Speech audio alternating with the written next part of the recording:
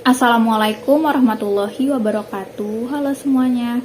Perkenalkan, saya Putri Aprilia Rahmayani, mahasiswa Universitas Muhammadiyah Profesor Dr. Hamka, Program Studi Bimbingan dan Konseling semester 5. Pada tanggal 23 dan 24 September 2021, saya bersama ke-6 rekan saya telah melaksanakan pengenalan lapangan persekolahan atau yang biasa disingkat dengan PLP, yaitu berupa wawancara dengan pihak sekolah. Sebelumnya, saya ingin menjelaskan apa itu PLP 1. PLP 1 adalah tahapan pertama di mana mahasiswa akan menjalani proses pengamatan atau observasi dan juga pemagangan yang dilakukan untuk mempelajari aspek pembelajaran dan pengelolaan pendidikan di satuan pendidikan. Tujuannya adalah untuk membangun landasan jati diri pendidik. Dalam kegiatan PLP 1 ini, sekolah yang kami tuju adalah SMA Negeri 51 Jakarta. SMA Negeri 51 Jakarta berada di Jalan Batu Ampar 3, RT 12, RW 02, nomor 59, Batu Ampar, Kecamatan Kramat Jati, Jakarta Timur.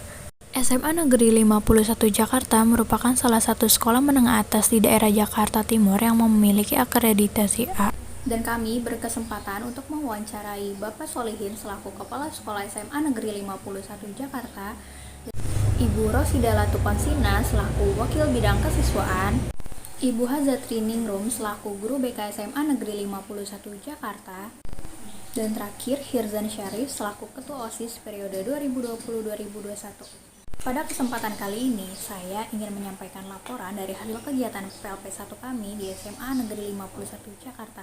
Berikut videonya. Pembentukan karakteristik di SMA Negeri 51 Jakarta disatukan dengan pembiasaan dan kegiatan positif agar siswa dapat melaksanakannya seperti kegiatan sehari-hari.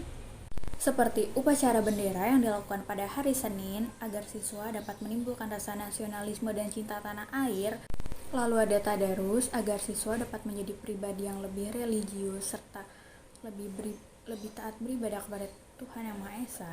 Selanjutnya ada literasi untuk meningkatkan para siswa membaca buku serta menambah wawasan. Pembentukan karakteristik siswa di SMA Negeri 51 Jakarta tidak terlalu mendetail tetapi tetap masuk pada pembiasaan dan kegiatan positifnya.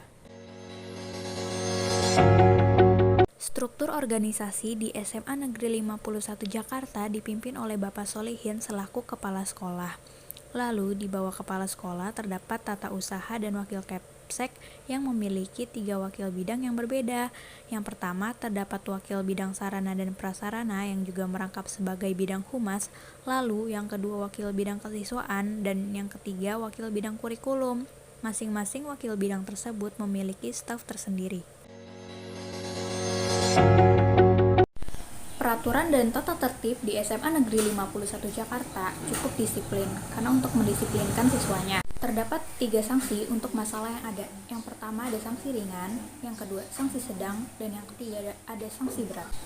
Sanksi ringan apabila siswa melanggar peraturan ringan dan akan diberikan sanksi berupa bimbingan dari guru BK selama seminggu sekali. Untuk sanksi sedang sama dengan seperti sanksi ringan, yaitu akan diberikan bimbingan oleh guru BK namun dalam jangka waktu yang cukup panjang. Apabila tidak ada perubahan maka akan dipanggil orang tuanya.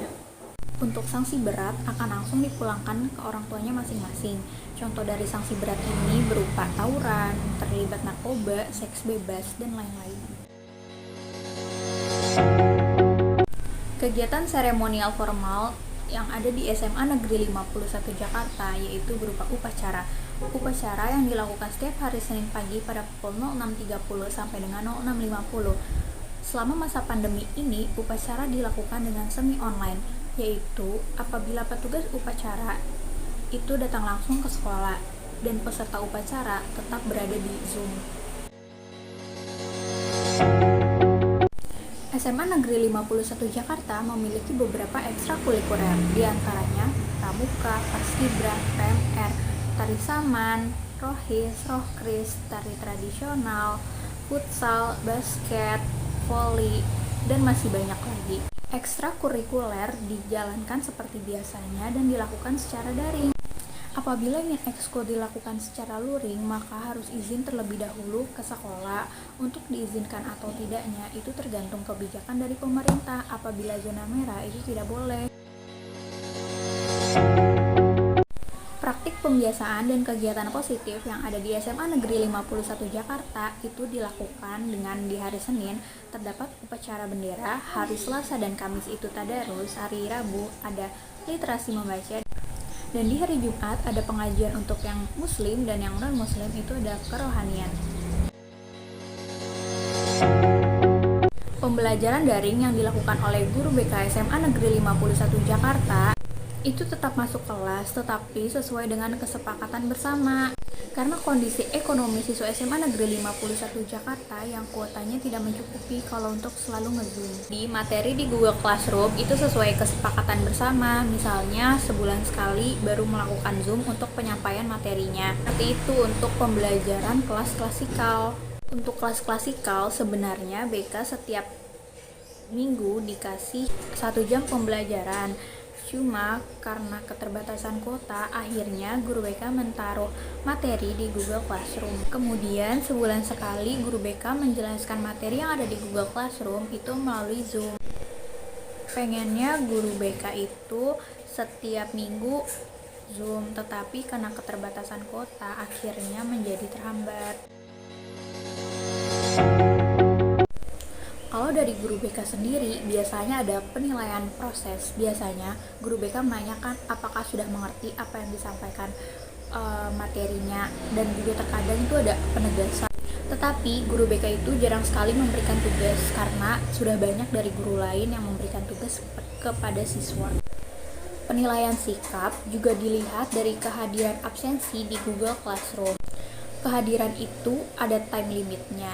Jadi, apabila siswa 10 kali tidak hadir, berarti penilaian sikap sudah kelihatan. Lalu, guru BK menanyakan kembali kepada siswa, kenapa tidak hadir, kenapa belum absen, dan terkadang itu lebih sering absen itu melalui WhatsApp. Kendala yang ditemui saat pembelajaran daring itu biasanya kuota, sinyal, dan alat media siswa. Kebanyakan siswa HP-nya sudah retak atau HP-nya satu, tetapi dipakai berbarengan dengan orang tua yang bekerja dan juga adiknya yang sekolah. Jadi kendalanya lebih ke teknologi dan juga kuota. Cuma kalau misalkan yang lain kendalanya itu karena di rumah kan zona nyaman.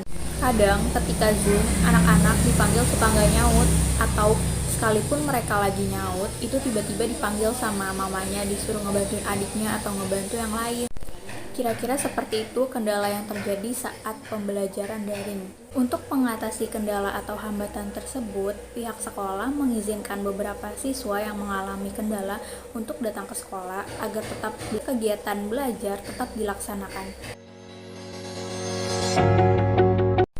Guru BK SMA Negeri 51 Jakarta lebih memotivasi siswa secara internal. Dalam arti motivasi siswa satu persatu jadi konseling individu. Dan kembali lagi ke dirinya menganggap penting gak sih sekolah itu.